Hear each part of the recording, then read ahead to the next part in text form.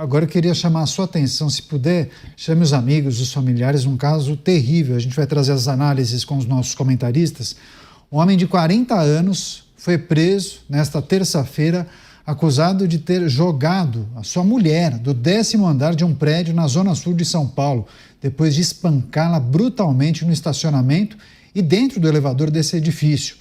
Imagens de câmeras de segurança mostraram Alex Leandro Bispo dos Santos e Maria Catiane da Silva discutindo. E após dessa discussão, ele tenta agarrar o pescoço da vítima e a retira do local de forma brusca.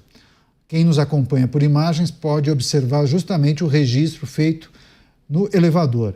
Cerca de 1 minuto após sair com a vítima, o homem retorna sozinho ao elevador, coloca as mãos na cabeça e se senta em um gesto de desespero. É justamente agora esse momento. Ele fica agachado com as mãos na cabeça, parecendo que está arrependido ou desesperado após ter feito a situação. Segundo a Secretaria de Segurança Pública, o crime aconteceu no final de novembro e é investigado como feminicídio. Delegado Palumbo, mais um caso chocante.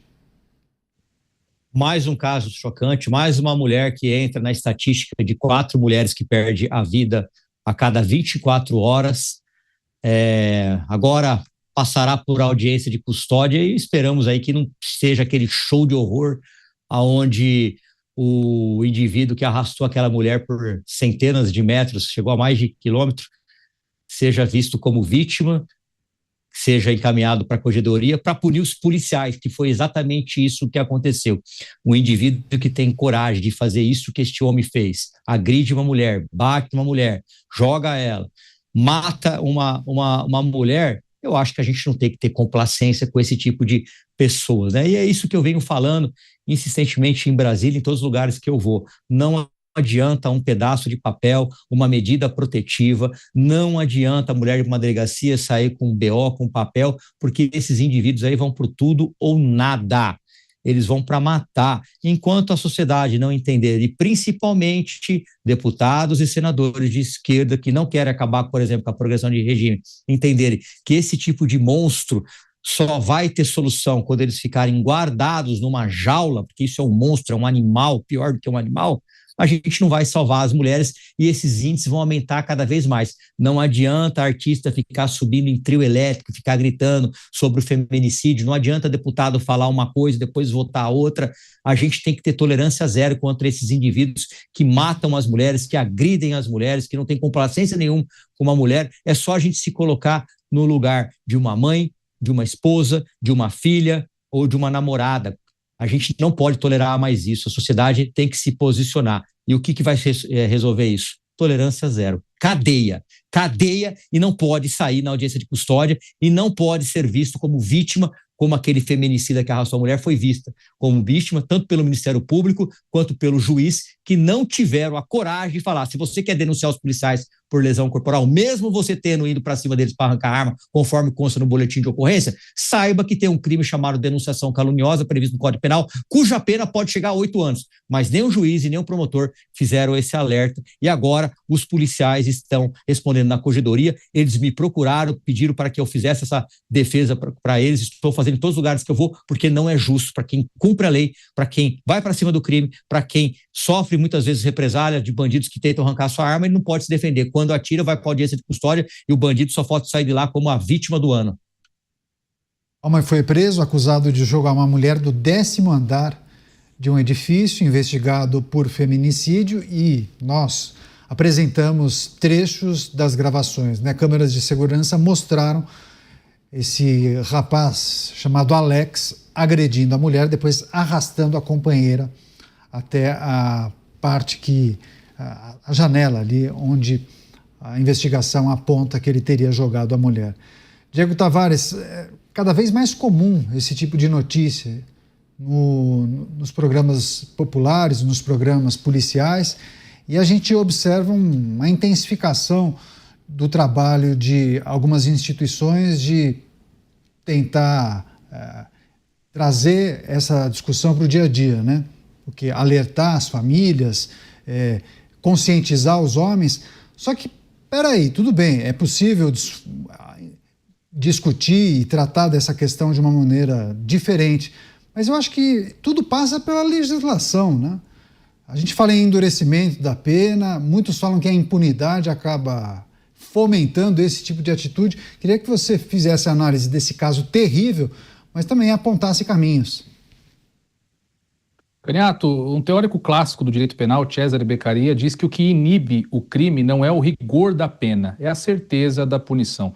Essa frase já tem centenas de anos e hoje, mais do que nunca, se mostra uma realidade. Existe no Brasil, infelizmente, um ambiente de permissibilidade para a prática do crime. Isso começa quando o crime organizado passa a fazer parte da paisagem e com isso puxa também a relação de permissibilidade com a criminalidade urbana, onde está inserida também a violência contra a mulher. O Palumbo trouxe uma estatística aqui que ela já é assustadora por si só e ainda ela é subnotificada. Não existe uma notificação maior a respeito dos crimes contra mulheres, mas 4 mulheres perdendo a vida por dia já é algo que nós não podemos normalizar. Essa pessoa que você, educadamente, como é do seu feitio, chama de rapaz, e eu não vou aqui nominá-lo de outras coisas, muito embora não me falte vontade, ele foi ao velório da vítima no Ceará, ele chorou em cima do caixão diante de toda a família dessa moça que infelizmente foi vítima desse crime bárbaro. E agora ele tem ao seu dispor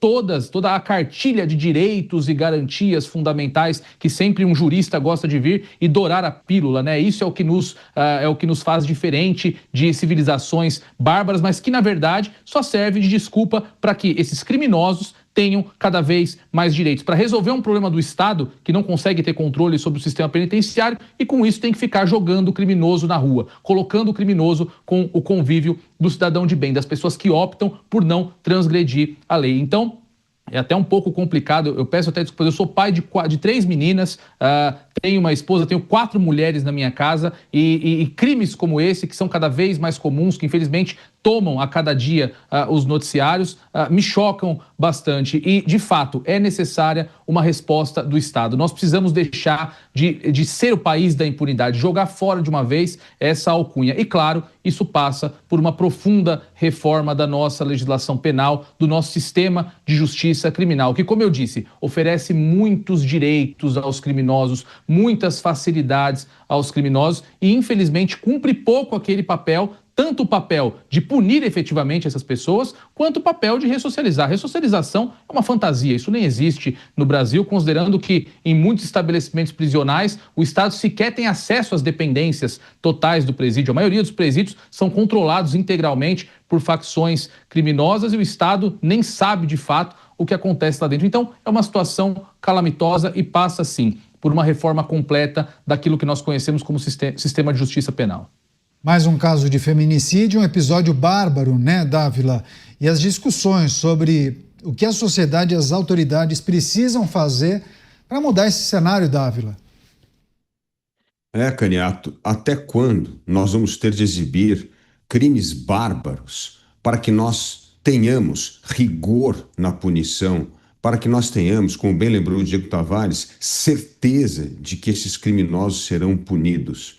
Porque a barbaridade desses crimes, ela retrata uma coisa: a incompetência, a incapacidade do Estado mobilizar os recursos do Estado, seja a força, o encarceramento, a lei, para fazer com que monstros como esse indivíduo fiquem na cadeia pro resto da vida. Esse é o ponto.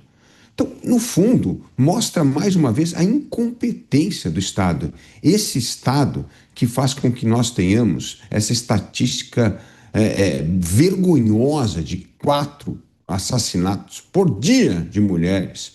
Este Estado vergonhoso que consegue fazer com que o crime organizado cada vez mais se infiltre, não só nos negócios do crime, como também nas atividades do país, na economia formal.